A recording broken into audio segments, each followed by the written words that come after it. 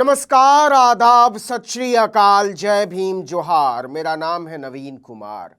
अजीत पवार का अचानक राजनीतिक परिदृश्य से हटना केवल एक नेता का जाना नहीं है, बल्कि यह महाराष्ट्र की मौजूदा सत्ता संरचना में पैदा हुआ सबसे बड़ा शून्य है। जिस आदमी ने 3 दशकों तक एनसीपी की चुनावी मशीनरी, संगठन और सत्ता संतुलन को अपने हाथों में रखा, वो इतना ताकतवर था कि उसने पार्टी के संस्थापक को ही बेदखल कर दिया और बावजूद इसके महाराष्ट्र की तीसरी सबसे बड़ी पार्टी खड़ी कर दी। उसके जाने के बाद एनसीपी अब वैचारिक ही नहीं बल्कि अस्तित्व के संकट से गुजर रही है। सब जानना चाहते हैं कि अजीत पवार के निधन के बाद अब एनसीपी का क्या होगा। एनसीपी एसपी के नेता शरद पवार, जो खुद 80 पार के हो चुके हैं, वो संभालेंगे कमान, या उनकी बेटी और बारामती के सांसद सुप्रिया सुले आगे आएंगी, या फिर एनसीपी के भीतर से कोई नेता आगे आएगा, या अजीत पवार की पत्नी और सांसद सुनेत्रा पवार या बेटों पार्थ पवार और जय पवार में से किसी को आगे आना होगा।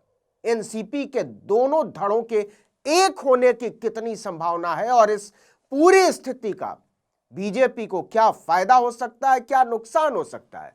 महाराष्ट्र में जारी शोक और सदमे में अवाक देश के बीच से निकले ये वो सवाल हैं जिसने भारतीय राजनीति के मौजूदा सभी सवालों को फिलहाल पीछे छोड़ दिया है। 28 जनवरी की सुबह 8:43 पर हुई एक विमान दुर्घटना में महाराष्ट्र के उप मुख्यमंत्री और एनसीपी के प्रभावशाली नेता, उसके चीफ अजीत पवार की मृत्यु के बाद महाराष्ट्र की राजनीति में भूचाल आ गया है। एक शून्य सा पैदा हो गया है। किसी को भरोसा नहीं हो रहा है कि यह सच है, लेकिन यह सच है।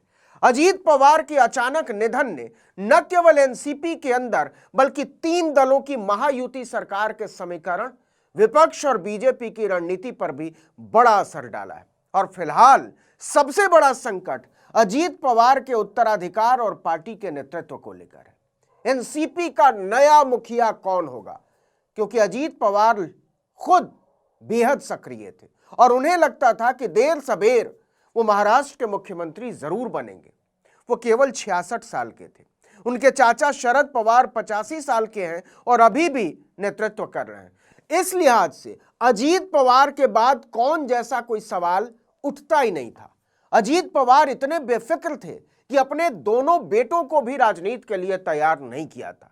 पार्थ पवार ने एक चुनाव लड़ा जरूर, लेकिन इसके बाद वो दूर हो गए। निश्चित ही अजीत पवार को लगा होगा कि सही समय आने पर वो उन्हें जनता के बीच उतारेंगे। अब जबकि उनका निधन हो चुका है, एनसीपी में कोई स्पष्ट उत्तराधिकारी नहीं है। वरिष्ठ नेता प्रफुल्ल पटेल और सुनील तटकरे संगठनात्मक रूप से सक्रिय जरूर हैं, लेकिन इनमें से किसी के पास न तो महाराष्ट्र की राजनीति में अजीत पवार की तरह का जनाधार है और न ही पार्टी के भीतर वैसी स्वीकार्यता। अजीत पवार की सबसे बड़ी ताकत यह थी कि वो एक साथ संगठन चला सकते थे, विधायकों को संभाल सकते थे और इन दोनों के साथ सत्ता के साथ सौदेबाजी कर सकते थे।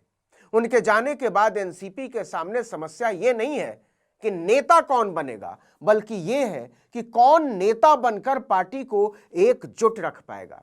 आज एनसीपी 2 हिस्सों में है, लेकिन असल में दोनों ही अधूरे हैं। ऐसे में सबसे पहले जिस विकल्प की संभावना की तरफ ध्यान जाता है वो ये कि क्या परिवार की तरफ से कोई आगे आएगा। उनकी पत्नी सुनेत्रा पवार का नाम इस लिहाज से सबसे ऊपर आता है। वो इस समय राज्यसभा की सदस्य हैं, लेकिन इसके अलावा उनके पास सक्रिय राजनीति का कोई व्यापक अनुभव नहीं है। 2024 के लोकसभा चुनाव में सुप्रिया सुले ने उन्हें पवार परिवार के गढ़ बारामती में ही हरा दिया था, लेकिन विधानसभा चुनाव में अजीत पवार ने चाचा की पार्टी को धूल चटा दी थी। सुनेत्रा पवार के साथ दिक्कत यह है कि अजीत पवार ने खुद भी कभी उन्हें पार्टी के कामकाज में शामिल नहीं किया, इसीलिए प्रशासनिक अनुभव की कमी इतनी बड़ी पार्टी के नेतृत्व के आड़े आ सकती है। एनसीपी के 41 विधायक महायुति सरकार का हिस्सा हैं। अजीत पवार को लेकर 8 कैबिनेट मंत्री थे और 1 राज्य मंत्री। क्या सुनेत्रा पवार को ये लोग अपनी नेता मानने को तैयार होंगे? इसके बाद आते हैं बच्चे। तो अजीत पवार के 2 बच्चे हैं, दोनों बेटे, पार्थ पवार और जय पवार। इनमें से पार्थ पवार राजनीति में थोड़े बहुत सक्रिय रहे हैं। उन्होंने एनसीपी के टिकट पर मावल सीट से 2019 का लोकसभा चुनाव लड़ा था, लेकिन हार गए थे। तब एनसीपी दो हिस्सों में टूटी हुई नहीं थी और शरद पवार ही इसका नेतृत्व कर रहे थे। लेकिन इसके बाद पार्थ पवार ने कोई चुनाव नहीं लड़ा। वहीं अजीत पवार के दूसरे बेटे जय पवार राजनीति से दूर रहते हैं और पारिवारिक व्यवसाय संभालते हैं। इसके अलावा पार्थ पवार कानूनी तौर पर भी कई मामलों में फंसे हुए हैं। ऐसे में जय पवार का ही नाम बचता है, लेकिन उनके पास अपनी मजबूत सियासी पहचान या जनाधार नहीं है। ऐसे में कई राजनीतिक विश्लेषक मानते हैं कि शरद पवार 85 साल की उम्र में एनसीपी के दोनों गुटों को एक करके प्रभावी भूमिका निभा सकते हैं। पिछले कुछ आयोजनों में शरद पवार और अजीत पवार की नजदीकियां देखने को भी मिली थी। कई नगर निगमों और जिला परिषदों में भी दोनों गुटों में मेल जोल सामने आया था। लेकिन इसमें एक भारी संकट है, और वो संकट है शरद पवार और सुप्रिया सुले का धड़ा, यानी एनसीपी एसपी विपक्षी महाअघाड़ी समीकरण की ओर झुकाव रखता है। तो एकजुटता की स्थिति में पार्टी का फैसला क्या होगा? अगर दोनों गुट एक साथ आते हैं तो एनसीपी का पुनर्गठन संभव है, लेकिन यह प्रक्रिया सहज नहीं होगी, क्योंकि रणनीति, पावर शेयरिंग और गठबंधन समीकरण कैसे बने, यह बड़ा सवाल है। विश्लेषकों का मानना है कि अगर एनसीपी दोनों गुटों के बीच संघर्ष को समाप्त करके महाअघाड़ी यानी विपक्षी समीकरण की ओर बढ़ती है, तो यह भविष्य में कांग्रेस और शिवसेना यूबीटी के साथ मिलकर विपक्षी मोर्चे को मजबूत कर सकती है। लेकिन शरद पवार के प्रति तमाम सम्मान के बावजूद सत्ता का स्वाद चख रहे विधायक और मंत्री इसके लिए शायद ही तैयार हो। एक और महत्वपूर्ण बात, यह सच है कि राजनीतिक रूप से शरद पवार आज भी एनसीपी के सबसे स्वीकार्य चेहरे हैं, लेकिन वास्तविकता यह है कि उनकी ढलती उम्र और स्वास्थ्य अब रोजमर्रा की सक्रिय राजनीति की इजाजत नहीं देता। 85 साल के शरद पवार खुद बार बार कह चुके हैं कि नेतृत्व अगली पीढ़ी को सौंपना चाहते हैं। उनकी भूमिका अब मार्गदर्शक और संतुलनकर्ता की तो हो सकती है, संगठन चलाने वाले की नहीं। इसीलिए ये मानना कि शरद पवार फिर से एनसीपी को उसी तरह से चलाएंगे जैसा 2000 से लेकर 2019 तक चलाते रहे, व्यवहारिक नहीं लगता। बावजूद इसके वही एकमात्र व्यक्ति हैं जो एनसीपी को इस स्थिति में बिखरने से रोक सकते हैं।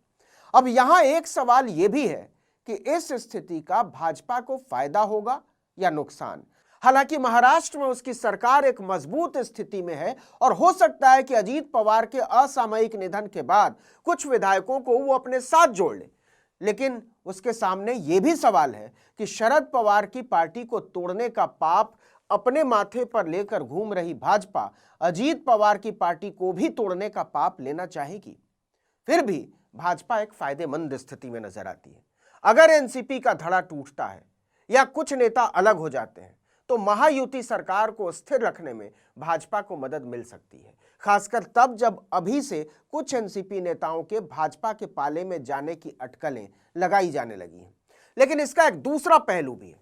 महाराष्ट्र में गैर बीजेपी विपक्ष का इतना कमजोर होना यह संदेश देगा कि भाजपा एक अजगर है जो सारी विपक्षी पार्टियों को निगल जाती है। वहीं एनसीपी फिर से अगर कांग्रेस महाअघाड़ी की ओर लौटती है तो भाजपा को कठिन मुकाबला करना पड़ेगा। कुल मिलाकर अगर शरद पवार ने सक्रिय भूमिका निभाई तो अजीत पवार का निधन एनसीपी के लिए एक राजनीतिक मील का पत्थर सिद्ध हो सकता है। यह पार्टी को विस्थापित करने वाला संकट भी है और नए सिरे से पुनर्गठन का एक अवसर भी। शरद पवार, सुप्रिया सुले, सुनेत्रा पवार और एनसीपी के दोनों गुटों के दूसरे वरिष्ठ नेताओं का दांव तय करेगा कि महाराष्ट्र का अगला राजनीतिक नक्शा क्या होगा।